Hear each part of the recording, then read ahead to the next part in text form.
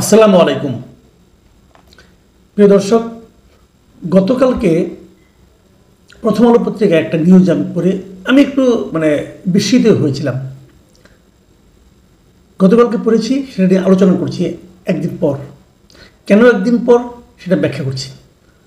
নিউজটা ছিল এরকম যে বিএনপির স্থায়ী কমিটির যে বৈঠক ছিল, সেই বৈঠকের আলোচনার উপর ভিত্তি করে প্রথম আলো যে রিপোর্টটা করেছে, সেই রিপোর্টের শিরোনাম ছিল সরকারের উপর বিশ্বাস রেখে চলবে বিএনপি, স্থায়ী কমিটির সভায় আলোচনা। এই ছিল শিরোনাম। তো আমি এই বিষয়টা নিয়ে একটু কি বলবো, আমার কাছে একটু কেমন যেন মনে হলো যে বিএনপির স্থায়ী কমিটিতে এই ধরনের একটা সিদ্ধান্ত তারা নিচ্ছে যে তারা সরকারের উপর বিশ্বাস রেখে চলবে। সরকার এটা মূল বক্তব্য হলো সরকার যে সমস্ত কাজকর্ম করবে, সরকার যে সমস্ত সিদ্ধান্ত নেবে, সেই সিদ্ধান্তগুলোকে তারা কোনো ধরনের প্রতিবাদ করবে না, কোনো ধরনের আপত্তি তুলবে না, সমর্থন দিয়ে যাবে। তো এই বিষয়টা আমার কাছে গ্রহণযোগ্য মনে হয় না। তো আমার কাছে কালকে আমি প্রথম ভাবলাম, হয়তো এমনও হতে পারে যে রিপোর্টার লিখেছেন তিনি হয়তো ওভাবে বুঝতে পারেননি ব্রিফিংটা। এগুলো তো ব্রিফিং হয় না, আনুষ্ঠানিক ব্রিফিং তো হয় না। ওখানে যারা মিটিংয়ে থাকে তাদের সঙ্গে সোর্সের মাধ্যমে ওনারা আলাপ সালাপ করে তারপর হয়তো এই রিপোর্টটা লিখেছেন। হয়তো এখানে তথ্যগত কিছু ভুল থাকতে পারে। এই জন্যই আমি একটা দিন অপেক্ষা করেছি যে কোনো রকম প্রতিবাদ আসে কিনা বিএনপির পক্ষ থেকে, বিএনপি বলে কিনা না ব্যাপারটা আমরা এভাবে বলিনি, ওভাবে বলেছি, সাংবাদিক বুঝতে ভুল করেছেন, এই জন্য লিখেছেন। এই জন্য তো একদিন অপেক্ষা করে দেখলাম যে না, তাদের কোনো প্রতিবাদ আসেনি। তো যখন না আসেছে তার মানে তারা এই কাজটা করেছেন। এখন এটা নিয়ে আমি কেন বিস্মিত হয়েছি সেটা আমি বলি।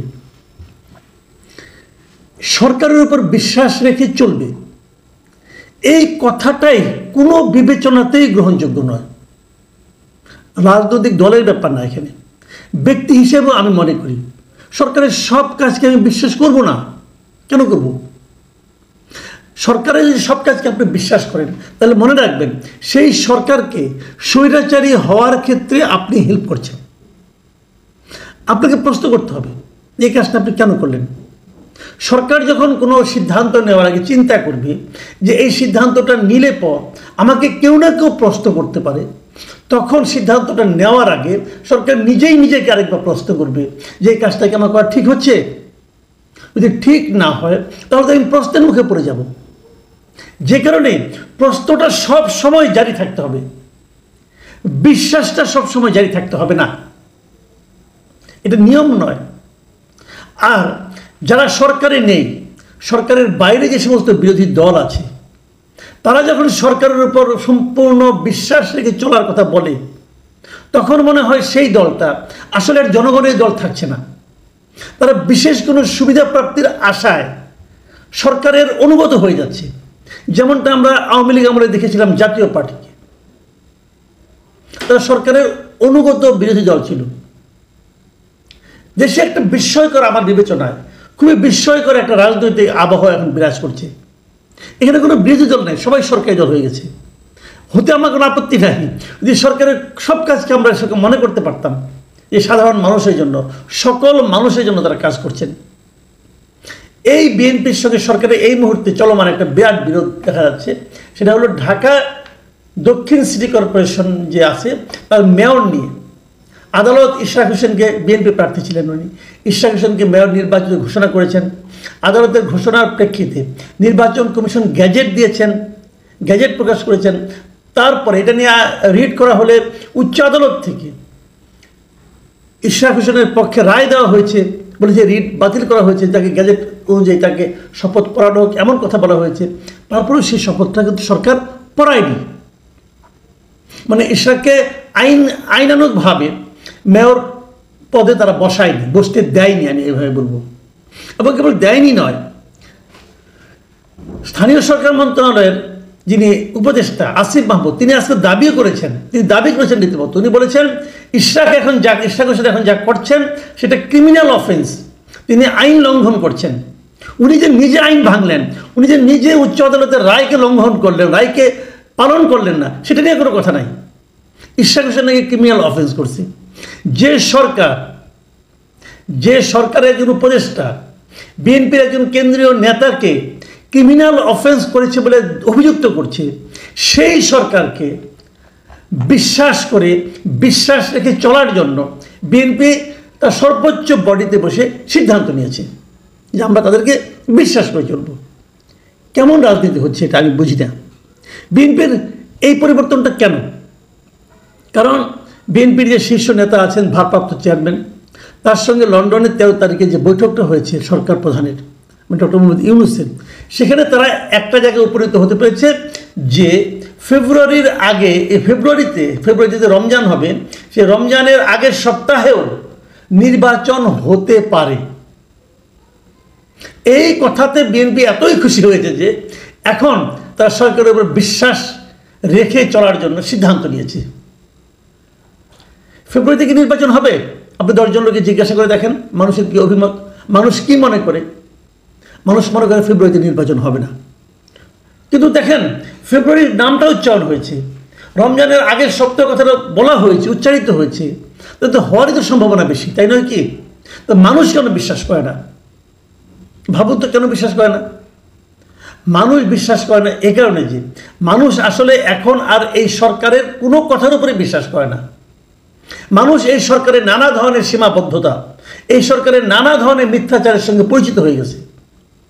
মানুষের এক ধরনের আস্থাহীনতা ডক্টর ইউনূস সরকারের উপর চলে এসেছে, যে কারণে তারা এই কথা বলার পরেও তারা বিশ্বাস করে না। আরও একটা কারণ আছে, যে যৌথ বিবৃতি দেওয়া হয়েছিল সেখানে স্পষ্ট করে বলা হয় নাই যে ফেব্রুয়ারিতে নির্বাচন হবে, বলা হয় নাই, বলা হয়েছে করা যেতে পারে। এই সমস্ত শব্দের চাতুর্য সাধারণ মানুষ পছন্দ করে না। মানুষ সরাসরি কথা শুনতে চায়। সরকারের সঙ্গে যে বিরোধগুলি হয়েছে, এখন যদি সরকার বলে, এই যে বিএনপি স্থায়ী কমিটির মিটিংয়ের সভাটাতে বলা হলো, এখন যদি সরকার কালকে বলে যে আমরা চট্টগ্রামের যে পোর্টের যে টার্মিনালটা আছে, সেই টার্মিনালটা আমরা বিদেশি একটা কোম্পানিকে লিজ দিব, তাহলে বিএনপি কী করবে? বিশ্বাস রেখে চলবে? সরকারের কথা বিশ্বাস করে বলবে ঠিক আছে দেন বলবে? কেন দিবেন? আপনি যে এই কোম্পানিটাকে দিচ্ছেন, আমি দেখলাম এই সরকারের প্রধান উপদেষ্টা, প্রেস সেক্রেটারি বিভিন্ন জায়গায় বললেন যে উনি দেখে এসেছেন বিশাল কোম্পানি, এই কোম্পানিকে দেওয়া যায়। ভাই আপনি যত বিশাল, আপনি যে কথা বলছেন না, শুনে মনে হয় কি ওই কোম্পানির মধ্যে উনি লোকাল এজেন্ট, যে এত বড় কোম্পানি। ভাই ওই কোম্পানিটা যে আমার জন্য বেস্ট, এটা আপনি কীভাবে বিবেচনা করলেন? আপনার কাছে মনে হয়েছে, অথবা ডক্টর ইউনূসের কাছে মনে হয়েছে। বাট আমাদের তো একটা প্রকিউরমেন্ট সিস্টেম আছে, একটা প্রতিযোগিতার সিস্টেম আছে বাংলাদেশে, যে কোনো বড় জিনিস, বড় কাউকে কোনো কাজ দিতে গেলে একটা ওপেন টেন্ডার করতে হয়, সকলকে সুযোগ দিতে হয়। সেই সুযোগটা আপনি দিয়েছেন? দেননি তো। আপনি ইচ্ছা হলে আপনি দিয়ে দিলেন, এটা যেন পারেন না, কোনো স্বৈরাচারী সরকারও পায় না। তো সেরকম কাজ যদি এখন তারা বাস্তবায়ন করতে যায়, যে বিএনপিকে সরকারের বিশ্বাস রেখে চলবে? বিএনপির এই যে ক্লিন চিট দেওয়া, এই যে আপনার সাদা কাগজে সিগনেচার করে দেওয়া, এটা কেন? এটা আমার কাছে বোধগম্য হচ্ছে না। সাধারণ মানুষ কি চাচ্ছে? এই জিনিসটাকে বিএনপির কাছে বেশি জরুরি, নাকি এই সরকারকে নিঃশর্তভাবে সমর্থন দেওয়াটা জরুরি? আজকে এখানে বলা হয়েছে যে জিনিসটা, যে তারা ইশাক সাহেবের বিষয় নিয়ে আলোচনা করেছে এবং বলেছে এটাকে খুব কৌশলে হ্যান্ডেল করতে হবে। আপনি কীভাবে হ্যান্ডেল করবেন কৌশলে? যখন নাকি এলজিআইডি উপদেষ্টা নিজে ইশাক সাহেবকে ক্রিমিনাল অফেন্সের জন্য অফেন্স করেছে বলে দায়ী করছে, তার সঙ্গে আপনি কী কৌশল করবেন এই অভিযোগের সঙ্গে? আপনাকে হয় মানতে হবে যে ইশাক সাহেব ক্রিমিনাল অফেন্স করেছেন, অথবা বলতে হবে করেননি। এখন যদি করেছেন বলেন, তাহলে সরকারের সঙ্গে আপনি একমত হয়ে গেলেন, আর যদি করেননি বলেন, তাহলে সরকারের সঙ্গে একমত হতে পারলেন না। আপনি কী করবেন? কিছুই করতে পারবেন না। লজিক্যালি চিন্তা করেন তো আমি মনে করি কোনো পলিটিক্যাল পার্টির এরকম উচিত না।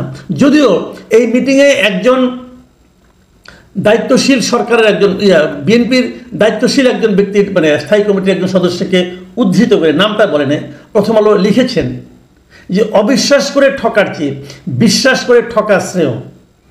লন্ডন বৈঠকের পর আমাদের কিছু সময় সরকারকে পর্যবেক্ষণ করতে হবে তারা কি করে।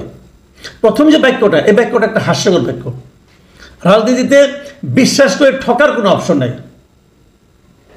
অবিশ্বাস করে ঠকার কোনো অপশন নাই, আসলে ঠকারই কোনো অপশন নাই। আপনি ঠকবেন কেন? তাহলে রাজনীতি করতে আসছেন কেন? রাজনীতির কাজটা কি? রাজনৈতিক দলের তারা জনগণের হয়ে বার্গেন করবে, জনগণের স্বার্থ উদ্ধার করবে, জনগণের জন্য যেটা ভালো সেটা তারা বাস্তবায়নের চেষ্টা করবে। তো সেখানে বিশ্বাসের জায়গাটা কোথায়? আপনি কার সঙ্গে বিশ্বাস করবেন অন্ধভাবে? অন্ধবিশ্বাসের কোনো জায়গা নাই রে ভাই। এখানে আপনাকে সার্বক্ষণিক একটা বার্গেন করতে হবে, যে কোনো কিছুর ক্ষেত্রে প্রশ্ন করে জানতে হবে, যাচাই করে নিতে হবে যে এটা কি আমাদের প্রাপ্য কি প্রাপ্য না। যাই হোক, তারপরে আমি বলবো বিএনপি একটা প্রবীণ দল, একটা প্রাচীন দল, বড় দল, পুরনো দল, তারা আমাদের জন্য ভালো কিছু করবে এই প্রত্যাশায় আমাদের থাকবে। আমি মনে করব, এখনও মনে করতে চাই, এ ধরনের ক্লিন চিট দেওয়ার কোনো প্রয়োজন আছে বলে আমার কাছে মনে হয় না। এটা আপনি মুখে উচ্চারণ করতে পারবেন না। আপনাকে সবসময় সরকারকে প্রশ্নের মুখে রাখতে হবে, যাতে নাকি সরকার নিজে থেকে কোনো ভুল না করে, অথবা সরকার যেন স্বেচ্ছাচারী হয়ে না ওঠে, যেমনটি ওনারা এলজিআইডি উপদেষ্টা হয়ে উঠেছেন। উনি একজন ইশরাক সাহেবের মতো পলিটিক্যাল লিডারকে বলছেন তিনি নাকি ক্রিমিনাল অফেন্স করেছেন। উনি যে ইশরাক সাহেব যে কাজটা করছেন, সেই কাজটার পেছনে ওনার যে বেআইনি সিদ্ধান্তগুলো আছে, বেআইনি কর্মকাণ্ডগুলো আছে, সেগুলোর দিকে না তাকিয়ে উনি এখন এটাকে বলছেন, এটা ঠিক না। প্রিয় দর্শক, এখন এই পর্যন্তই। আল্লাহ হাফেজ।